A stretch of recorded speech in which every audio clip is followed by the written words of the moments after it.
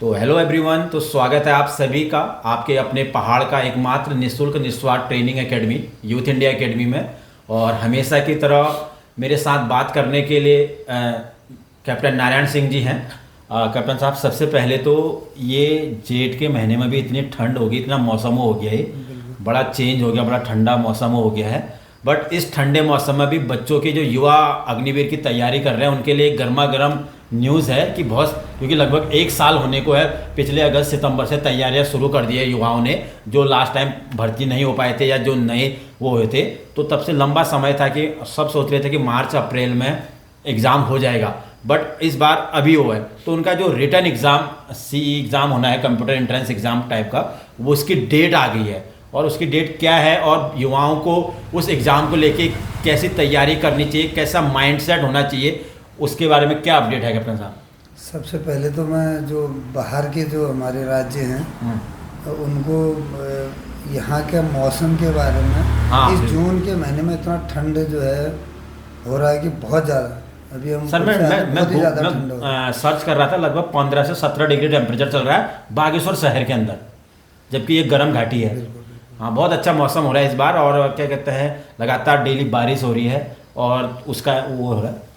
अभी ये जो अभी कॉमन एंट्रेंस एग्ज़ाम हो रहा है 30 तारीख से होना है। मतलब अलग अलग कैटेगरी में होगा, जैसे पहले GD का कुछ होगा, हाँ।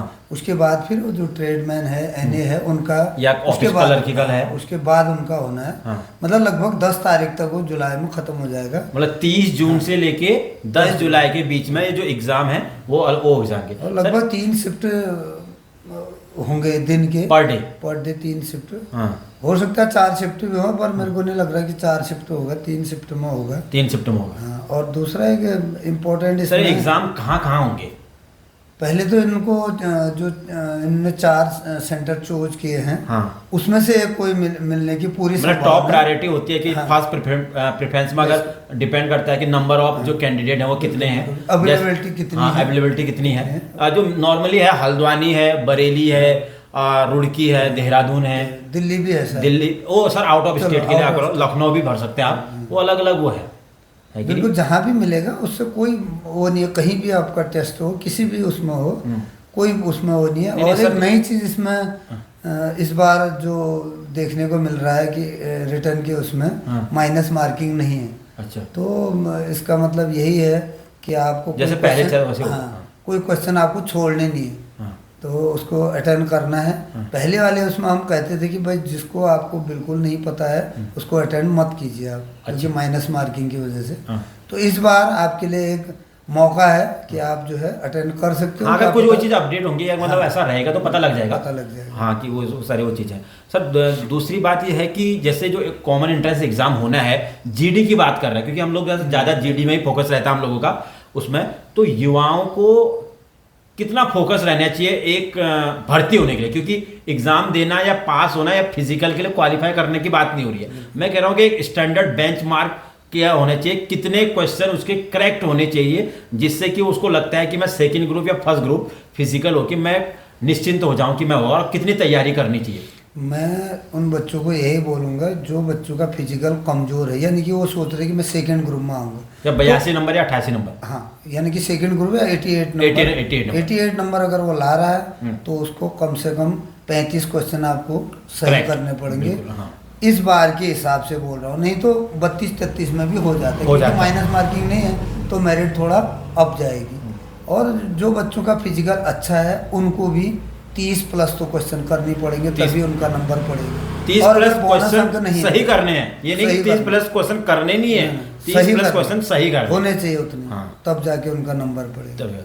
सर, एग्जाम देने के लिए माइंडसेट क्या होने चाहिए, क्योंकि बच्चे, अब कई बच्चे क्या हो रहे हैं ना, उस प्रकार की तैयारी नहीं होती है, किसी की बहुत ज़्यादा तैयारी करते हैं। क्या क्या होता है क्या कि बच्चे कोई GD की उसमें जा रहा है बट तैयारी कर देता है बहुत एडवांस की, बहुत मतलब हाई लेवल की, जैसे कि उसको लोअर PCS निकालना है या कोई बहुत बड़ा एग्जाम निकालना है। तो ऐसी स्थिति में बच्चे को क्या रहना चाहिए, माइंडसेट क्या रहना चाहिए एग्जामिनेशन हॉल से लेके वो सारी चीज़ें? सब बार में बच्चों का यही रहता है, जिन बच्चों ने तैयारी की होती है वो बहुत हाई फाई की होती है। मैं हर बार यही बोलता हूँ, इस बार भी बोल रहा हूँ कि 40% क्वेश्चन आपको इतने सरल आएंगे इतने सरल आएंगे कि आप सारे कर पाओगे। कि इतना सरल कैसे आ सकता है, आप उल्टा दिमाग घुमाने लगोगे।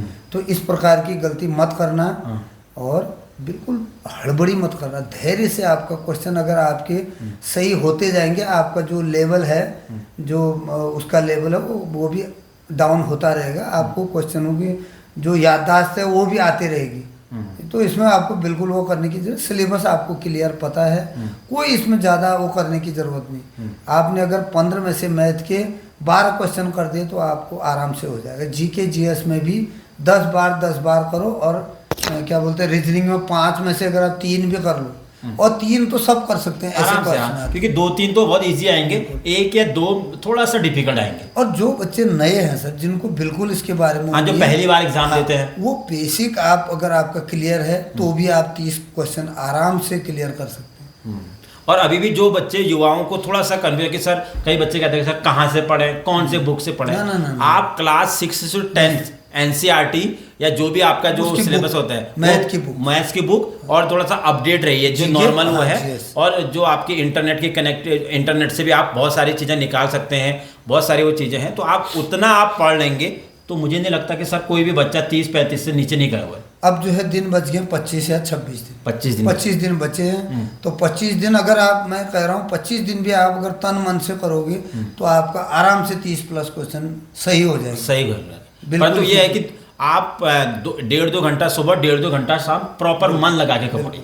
वही वो मन लगा के पढ़ने वाली बात है।